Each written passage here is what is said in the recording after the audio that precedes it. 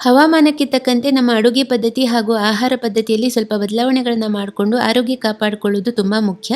ಇವತ್ತು ನಾನು ಕಾಳುಮೆಣಸು ಕಾಯಿ ಹಾಲಿನ ತಿಳಿಸಾರು ಮಾಡೋ ವಿಧಾನನ ತಿಳಿಸ್ತಾ ಇದ್ದೇನೆ.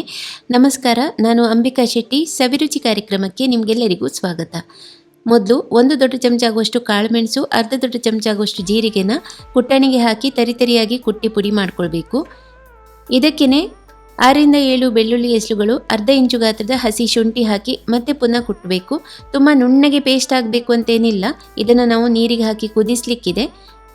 ಚೆನ್ನಾಗಿ ಅದನ್ನ ಕುಟ್ಟಿ ಆದ ಮೇಲೆ ಒಂದು ಪಾತ್ರೆ, ಬೋಗುಣಿ ಅಥವಾ ಬಾಣಲೆಯಲ್ಲಿ 2 ಕಪ್ ಆಗುವಷ್ಟು ನೀರು ತಗೊಂಡು ಅದಕ್ಕೆ ನಾವು ಕುಟ್ಟಿರುವಂಥ ಪೇಸ್ಟನ್ನು ಹಾಕ್ಕೊಳ್ಬೇಕು.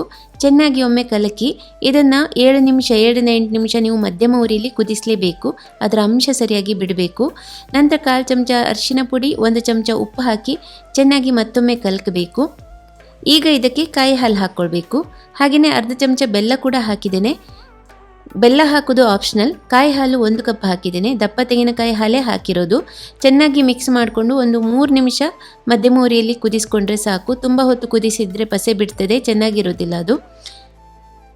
ಇದೀಗ ಆಗಿದೆ. ಕೊನೆಯಲ್ಲಿ ಸ್ವಲ್ಪ ಹೆಚ್ಚಿದ ಕೊತ್ತಂಬರಿ ಸೊಪ್ಪು, 2 ದೊಡ್ಡ ಚಮಚ ಆಗುವಷ್ಟು ಲಿಂಬೆ ರಸ ಹಾಕಿದ್ದೇನೆ.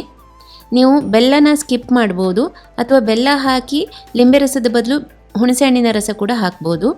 ಒಗ್ಗರಣೆಗೆ 2 ಚಮಚ ಎಣ್ಣೆ ಬಿಸಿ ಮಾಡಿ ಅರ್ಧ ಚಮಚ ಸಾಸಿವೆ, 2 ಒಣಮೆಣಸಿನಕಾಯಿ, 10 ಕರಿಬೇವಿನ ಎಲೆ, 1/4 ಚಮಚ ಇಂಗು ಇವಿಷ್ಟನ್ನು ಹಾಕಿ ಚೆನ್ನಾಗಿ ಹುರಿದು ಸಾರಿಗೆ ಹಾಕಿ ಕಲಕಿದ್ರೆ ಆಯಿತು. ಘಮ್ ಎನ್ನುವ ತಿಳಿ ಸಾರು ರೆಡಿ ಆಗ್ತದೆ. ಇದರಲ್ಲಿ ಖಾರ ಅಂದರೆ ಕಾಳುಮೆಣಸಿದು, ಹುಳಿ ಅಂತ ಹೇಳಿದರೆ ಲಿಂಬೆ ರಸದ್ದು, ಮತ್ತು ತೆಂಗಿನಕಾಯಿ ಹಾಲು ಸ್ವಲ್ಪ ಸಿಹಿ ಅಂಶನೂ ಕೂಡ ಬಿಡ್ತದೆ ಈ ಸಾರಿನಲ್ಲಿ. ಖಂಡಿತ ಮಾಡಿ ನೋಡಿ. ಅನ್ನದ ಜೊತೆಗಾದರೂ ತಿನ್ಬೋದು, ಹಾಗೇನೂ ಕುಡಿಬೋದು. ಇನ್ನೊಂದು ರುಚಿಯಾದ ರೆಸಿಪಿಯೊಂದಿಗೆ ನಾನು ಮತ್ತೆ ಬರ್ತೇನೆ. ನಿಮ್ಮ ದಿನ ಶುಭವಾಗಿರಲಿ. ಧನ್ಯವಾದಗಳು.